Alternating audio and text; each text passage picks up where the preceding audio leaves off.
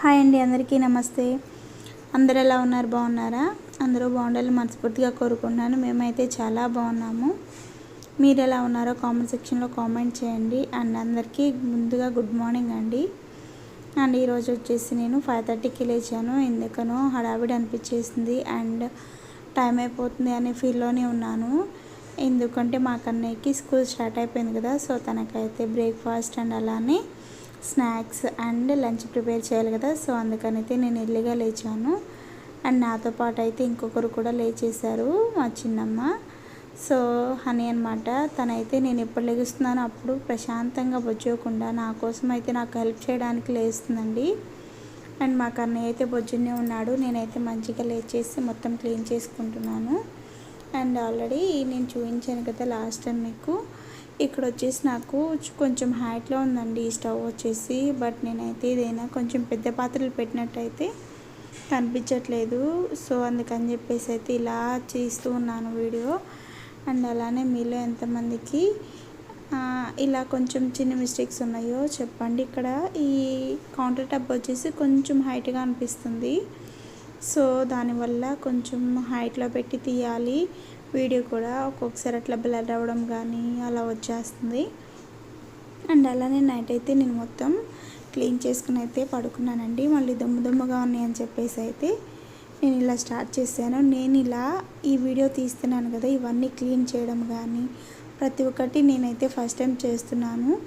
అంతకుముందు అయితే అమ్మ వాళ్ళు అత్తయ్య వాళ్ళు ఉండేవాళ్ళు కదా, సో వాళ్ళైతే మొత్తం క్లీన్ చేసుకొని ఏదో చిన్న చిన్న వర్క్స్ చేసేదానండి. పర్టికులర్గా ఇంత ఇంట్రెస్ట్గా అయితే నేను ఎప్పుడు చేయలేదు.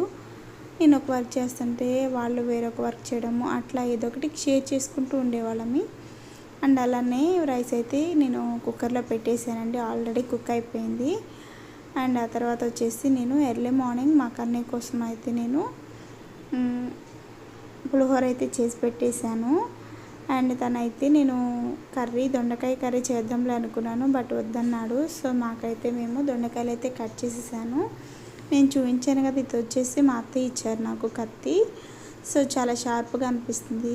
ఈ చాకుతో ఏంటంటే దొండకాయ కొంచెం జిగురుగా ఉండడం వల్ల అయితే నాకు డీప్ ఫ్రై చేసుకోవాలన్నా దొండకాయ చిన్న ముక్కలు అయితేనేమో మాడిపోతున్నాయి, పెద్దవి అయితేనేమో కొంచెం పచ్చిగా అనిపిస్తున్నాయి. సో నేనైతే ఇప్పుడు దొండకాయలు కోసిన కత్తితో అయితే నేను కట్ చేస్తానండి, ఇది మాత్రం నిజము. అండ్ అలానే ఆ చాకుతో మనం స్లోగా కట్ చేస్తుంటే అసలే దొండకాయలు కట్ చేయడం చాలా టైం పడుతుంది. అండ్ అలానే చాకుతో అయితే ఇంకా చాలా కష్టం అండి. సో అందుకని చెప్పేసి అయితే నేను మంచిగా కింద కూర్చుని కత్తితో అయితే మంచిగా కట్ చేశాను. తినడం అయితే చాలా ఈజీ. నా ఫేవరెట్ కర్రీ అండి దొండకాయ. నేను ప్రెగ్నెన్సీ టైంలో కావచ్చు, లేక డెలివరీ అయిన తర్వాత అయినా పత్తెమ్మ కూరలు అని చెప్పేసి పెడతారు కదా, సో వాటిలో అయితే నేను రోజు అయినా తినేదాన్ని దొండకాయ. బట్ వీటిని వాష్ చేయడం కూడా కొంచెం కష్టమేనండి. అవి పైన మచ్చలుగా ఉంటాయి, ఆకులు ఎండిపోయి దాన్ని దొండకాయని టచ్ అయిపోతూ ఉంటాయి కదా, సో అది మొత్తం క్లీన్ చేయడము, ఆ తర్వాత కట్ చేయడము. అసలు చాలా మెంబర్స్ దొండకాయ అనేది తినరు. అండ్ ఇంట్లో అయితే చాలా కష్టం అనమాట కుక్ చేయడం. చాలా మెంబర్స్ స్కిప్ చేసేస్తారు. ఈ ప్రాసెస్ ఎక్కువగా ఉంటుంది, అంటే కటింగ్ ప్రాసెస్ ఎక్కువగా ఉంటుందని చెప్పేసి ఇన్ కేస్ కట్ చేసి కుక్ చేసే వాళ్ళు ఎవరైనా సరే మగ్గ పెట్టేస్తారు. బట్ నేనైతే నాకు అట్లా ఇష్టం ఉండదండి. నేనైతే ఫ్రై చేస్తాను, ఎక్కువ క్వాంటిటీలోనే చేసేస్తాను. 2 or 3 days ఉంటుంది. నేను డెలివరీ అయిన టైంలో అయితే పత్యం కాబట్టి, అంటే దొండకాయ పొట్లకాయ అట్లాంటివి తినాలి కాబట్టి 1 kg అట్లా తీసుకొచ్చేసి మమ్మీ అయితే కుక్ చేసేవాళ్ళు, దొండకాయ ఫ్రై చేసేవాళ్ళు. డైలీ తినేదాన్ని, డైలీ అని కాదు, ఆఫ్టర్నూన్ ఈవినింగ్ కూడా నేను ఆ కర్రీని తింటూ ఉండేదాన్ని. నాకు అంత ఇష్టం అండి దొండకాయ కర్రీ. సో నేనైతే ఇష్టంగా చేసుకుంటాను దొండకాయ కర్రీ. ఈ దొండకాయలు వచ్చేసి పోపు పెట్టిన తర్వాత ఇంకా నేను ఆనియన్స్ కానీ ఏమీ వేయనండి. జస్ట్ దొండకాయలు వేసేసి బాగా మగ్గిపోయిన తర్వాత కొంచెం లాస్ట్ స్టేజ్లో ఉన్నప్పుడు మాత్రమే నేను సాల్ట్ యూజ్ చేస్తాను. లేదు అంటే దొండకాయలు బాగా మగ్గేటప్పుడు అడుగంటేస్తుంది. సో అందుకని చెప్పేసి అయితే. అండ్ ఆ తర్వాత వచ్చేసి బాగా మగ్గిపోయిన తర్వాత అయితే కారం వేస్తాను. అదే బాలింతగా ఉన్నప్పుడు అయితే నేను చిన్నులపాయ అట్లాంటివి అయితే వేస్తూ ఉంటాము. అండ్ కర్రీ అయితే ప్రిపేర్ అయిపోయిందండి. ఈ కర్రీ కట్ చేయడానికి కానీ దొండకాయలు కర్రీ వండడానికి కానీ నాకు 2.5 hours పట్టిందండి. ఎందుకంటే చిన్న బేబీ ఉంది కదా, సో అదొకటి లేట్ అనమాట.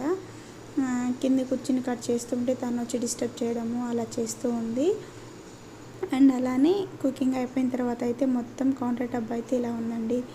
మంచిగా ఇది మొత్తం క్లీన్ చేసేసిన తర్వాత అయితే మా కన్నమ్మ కూడా నేను ఫీడ్ చేయాలి. అండ్ ఎర్లీ మార్నింగ్ అయితే లేచిందని చెప్పాను కదా, సో ఆ క్లిప్ అయితే లాస్ట్లో యాడ్ చేస్తున్నాను, వినేయండి. అలానే లాస్ట్లో సపోర్ట్ చేయడం మాత్రం మర్చిపోండి. రే నిద్ర రావట్లేదా నీకు హనమ్మా? రే ఇటు హనీ, నీకు నిద్ర రావట్లేదా? ఇటు హనీ హాయ్, నిద్ర రావట్లే నీకు?